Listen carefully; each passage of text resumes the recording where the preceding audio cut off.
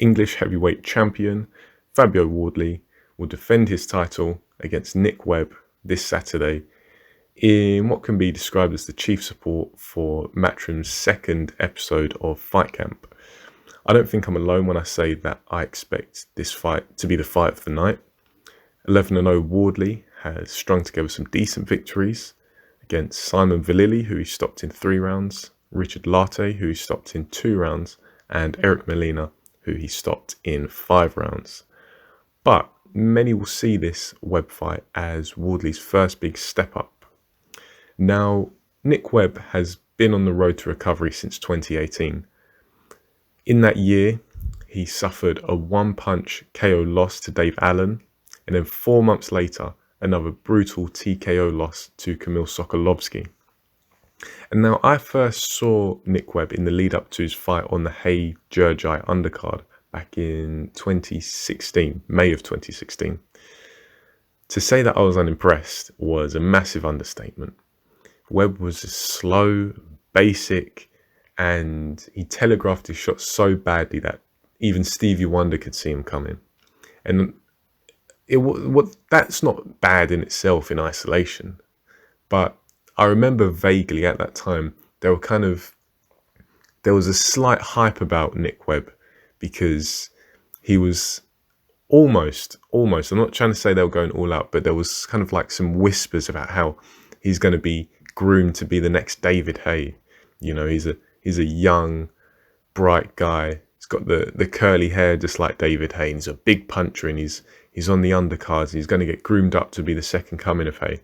And it just made it a little bit jarring because when you see this guy, you see that he's not very athletic like David Haye. Yeah, he's a big man and he's probably got some big power, but I was just thinking, what are you talking about? It's farcical. I mean, the whole Hay Jurjai situation was farcical, David Haye's whole comeback, but nevertheless, that's an aside. That's just a bit of backstory from a few years ago when I first saw Nick Webb. That being said, Nick Webb has since then won Ultimate Boxer Season 6. That's a tournament, for those who don't know. And that was back in December 2019. But he's also coming off of an early stoppage victory over Eric Pfeiffer, which I believe was on the Povetkin versus White 2 undercard back in March. Pfeiffer was untested as a professional, but many people know he had some degree of amateur pedigree. However, it wasn't of much use as Webb pretty much battered Pfeiffer with relative ease. Webb looked sharp in that fight, sharper than I've ever seen him before.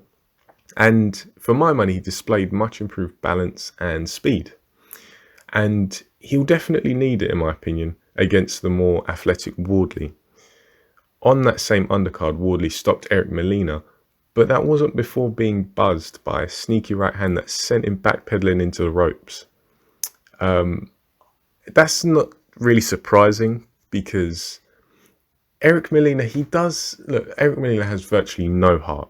He seems like a nice guy, but I think he's a bit too nice. He never has much fire in his belly or ambition, but he can punch a little bit, and he has like a sneaky way of landing his shots. In the Wardley fight, I think he was kind of casually just moving back in his stance, and Wardley was a little bit lackadaisical, came forward, and Eric Molina had the eyes to see that hole, that gap, that opportunity, and he took it, and he landed clean. And Wardley, I don't want to say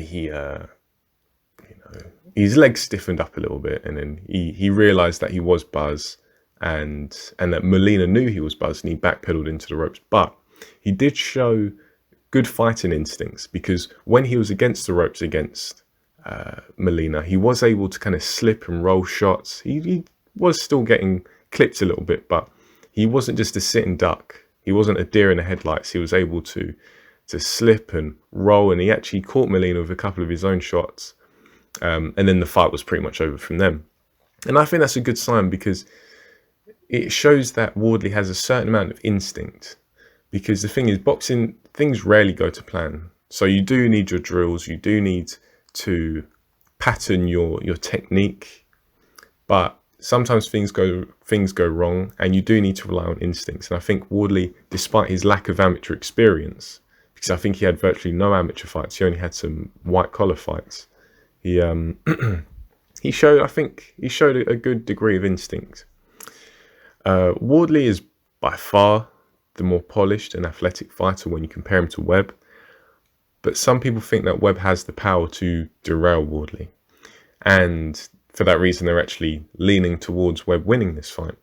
And I certainly agree that Wardley has to be cautious of Webb's right hand, but I anticipate that Wardley will have the elusiveness to keep himself out of harm's way. And thus far, Fabio Wardley hasn't displayed the highest boxing IQ, but he's still learning on the job. He is, however, very explosive, and I think he has a good variety of punches at his disposal. Nick Webb really only throws a big right hand, and he does have decent technique when he commits to it. He's able to really, I go on about the centre line ad nauseum, I understand, but see, the thing is, it's a cornerstone, it's a principle of boxing, because we have to take into consideration that you're in most danger when you're attacking yourself. So how do you mitigate that danger? How do you reduce that danger? You have to take your head out of the firing line, which a lot of the time is the centre line. That's where you're most vulnerable. But also in the punching mechanics, you need to be able to shift your weight from one leg of your stance to the other and really rip it from side to side.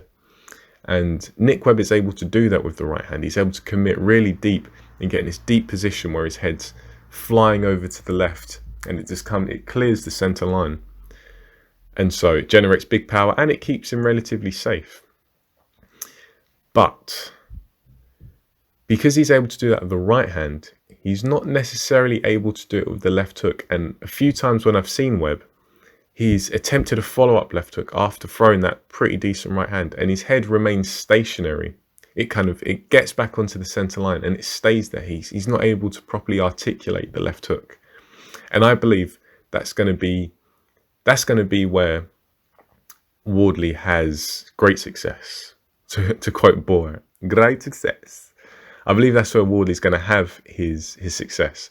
And I think it's fair to say that Nick Webb is a glass cannon. He can punch with the right hand, but his punch resistance it's a concern.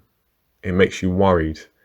And even though he's giving away probably 30 pounds in weight, Webb often comes in north of 260 pounds, whereas Wardley seems to be quite steady at about 230 pounds-ish, give or take a few pounds. I think Wardley will be able to hurt Webb, and I think it will be in that sequence where Webb probably attempts a left hook, and so does Wardley, but Wardley comes off better, and I think Webb will come undone, and I can see it coming, I want to say round 4. I have a feeling that it'd be the 4th round. I can see a bit of action for the first 3, maybe once both guys settled, but then as soon as Nick Webb gets clocked, I think he's going to very quickly unravel, and I think it'll be game over. Because he has been knocked out of one punch before.